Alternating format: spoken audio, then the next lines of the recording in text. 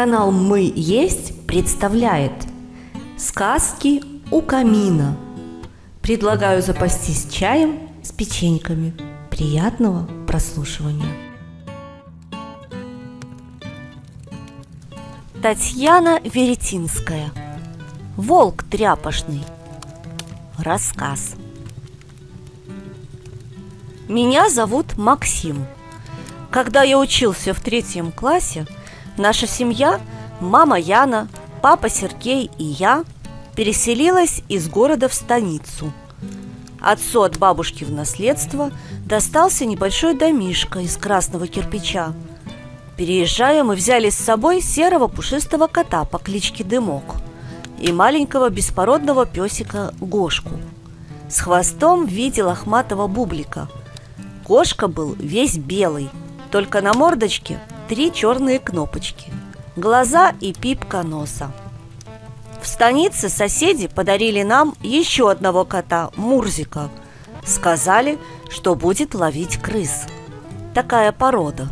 А через полгода мама принесла с работы в хозяйственной сумке щеночка. Его лопоухая голова и длиннющие ноги торчали наружу. Папа сказал, что во дворе обязательно должен быть сторож. Гоша на эту должность совершенно не годился. Слишком мелкий, хотя и говкучий. Надежды на нового песика возлагались большие. Мы с мамой думали, как же его назвать, какую дать кличку. Вдруг у меня в голове возникло слово, и я крикнул: «Чижик!» «Собака Чижик?» – удивилась вначале мама. А, впрочем, пусть будет Чижик. Почему бы и нет? Чем дружок, Шарик или Тузик лучше? Чижик радовал папу отменным аппетитом. «Хороший работник должен и кушать как следует», — говорил папа. Ел-то Чижик по-взрослому, а вот мозгами подкачал. Как я покатывался со смеху, когда бросал ему кружок колбасы. Стараясь поймать на лету лакомство, пес клацал зубами вдогонку пролетающему мимо рта куску. И проворный Гошка или один из котов тут же подхватывал угощение, не доставшееся лопоухому недотепе.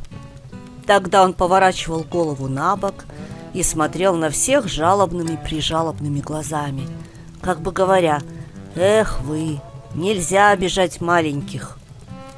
Папа соорудил возле сарая будущему сторожу большую будку. Мама постелила кусок старого коврика.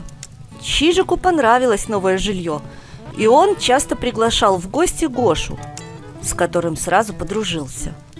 Со временем Чижик заметно подрос и даже стал похож на серьезную собаку.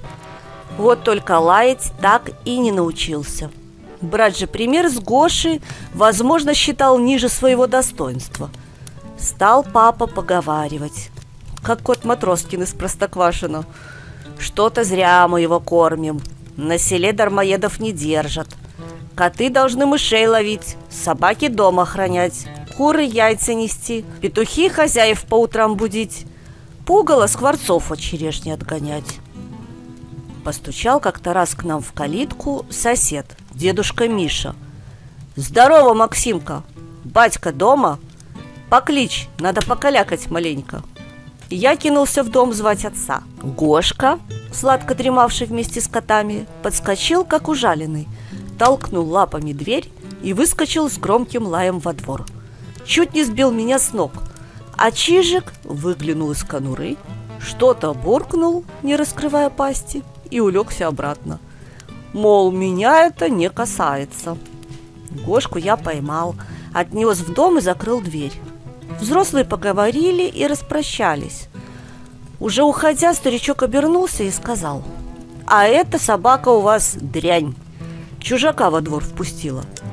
Совсем не злой. Ты, Серега, ему хвост отруби. Самое верное средство. Настоящий зверь будет», — прибавил дед и, закрыв калитку, направился к себе. Я так испугался этих слов и заметил, что даже у папы брови сдвинулись на переносице.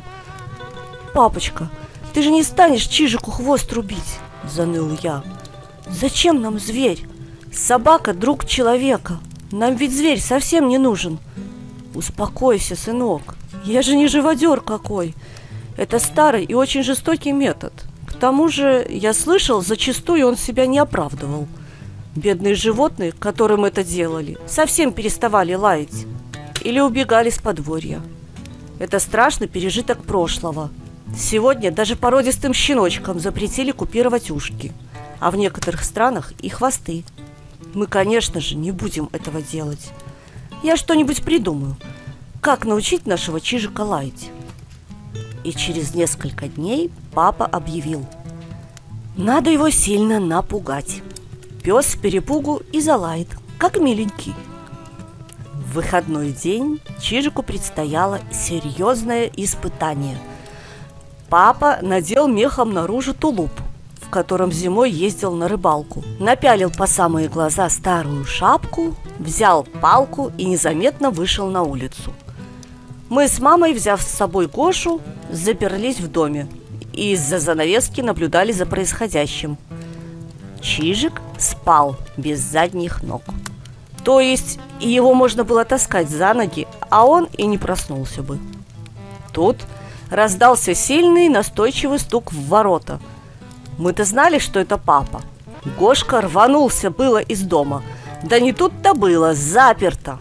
Сторож опасливо выглянул из будки, втянул шею, робко вякнул, глядя на забор, откуда раздавался оглушительный грохот.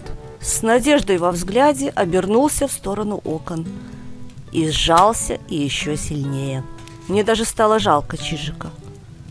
В это время папа распахивает калитку, а Чижик-то его не узнает. А ужасный незнакомец уже врывается во двор, размахивает палкой, наступает на него. «Надо спасаться, наверное», – подумал пес. И в ужасе выскочил из ставшего ненадежным укрытия. Попытался искать спасения в доме, не получилось. Страшный чужак все ближе и ближе. Заметался наш охранник, задергался. Что делать, что делать? Решил, видно, что остается одно – бежать. И, поджав хвост, позорно побежал. Мы с мамой, зажав рты, хохотали, подглядывая за папиным уроком. Чижик бежал, враг следом. Когда они скрылись из виду, мы подбежали к окнам с противоположной стороны. Мы поняли, что папа за Чижиком бегал вокруг дома. Пробежав несколько кругов, папа незаметно шмыгнул в дом. Он весь взмок в теплой одежде, но тоже беззвучно смеялся. А что же Чижик?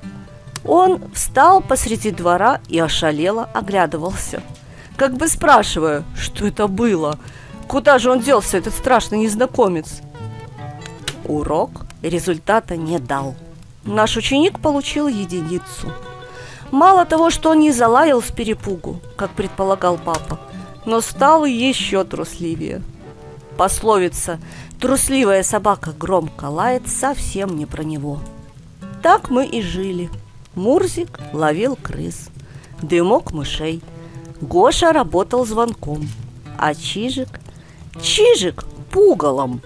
Вид-то у него был внушительный, за что папа его и называл волк тряпошный. Текст читала Марина Абазовик. Звукорежиссер и специалист по монтажу Леонид Абазовик.